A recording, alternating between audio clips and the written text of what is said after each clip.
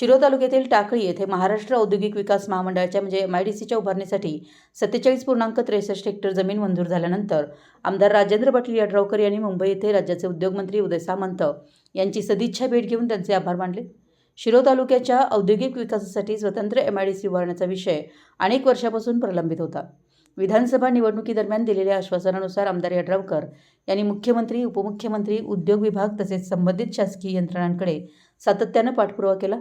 या पाठपुराव्याला यश मिळत राज्य मंत्रिमंडळाने टाकळी येथे MIDCसाठी 47.63 हेक्टर जमीन उपलब्ध करून देण्यास मंजुरी दिली आहे। याबद्दल उद्योगमंत्री उदय सामंत यांची भेट घेऊन आमदार राजेंद्र पाटील यड्रावकर यांनी त्यांचा सत्कार केला। मराठी एस न्यूजसाठी जयसिंगपूरहून संदीप अडसूळ।